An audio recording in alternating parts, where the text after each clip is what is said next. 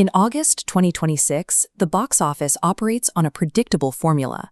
Studios rely on established properties, like a Spider-Man sequel hitting $1.67 billion in under 2 weeks, or a fifth Toy Story crossing $1 billion to guarantee their massive returns. Then there is Universal's The Odyssey. It is a 3-hour R-rated historical epic based on ancient Greek poetry.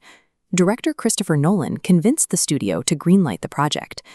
This talk breaks down the upfront costs, a $250 million production budget stacked on a $125 million global marketing spend. That's $375 million committed upfront. Factoring in the theater owner's cut, it must gross nearly $1 billion globally just to break even. Industry insiders called the math reckless, a dense historical drama needed to perform like a superhero franchise just to avoid a massive financial write-down. Universal hit that break-even mark somewhere in the middle of the film's third weekend. A major driver of that revenue was the strategic use of premium large-format screens. IMAX screens alone generated $289.3 million, accounting for 26% of the worldwide gross and 4 consecutive $50 million weekends.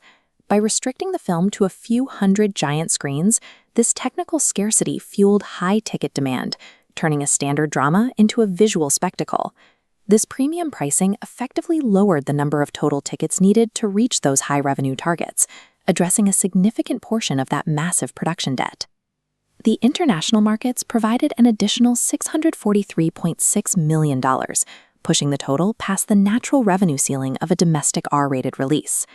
In South Korea, the film opened to $14.4 million.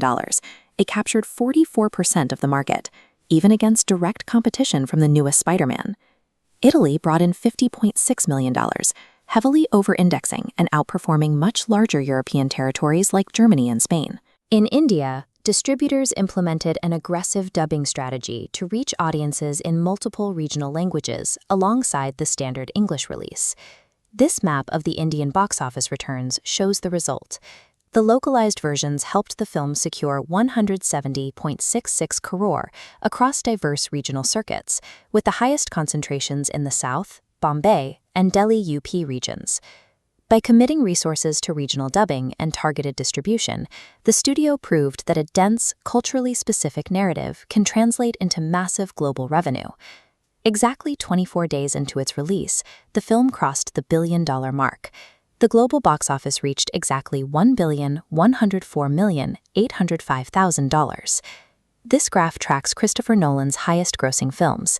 You can see the trend line for The Odyssey accelerating past the $1.085 billion lifetime gross of his 2012 Batman film, The Dark Knight Rises. An R-rated 3-hour Greek epic is now the most financially successful project of his entire career. Universal's bet paid off. It demonstrates that combining auteur vision, premium theatrical formats, and dedicated international localization can turn an adult-oriented historical drama into a billion-dollar business.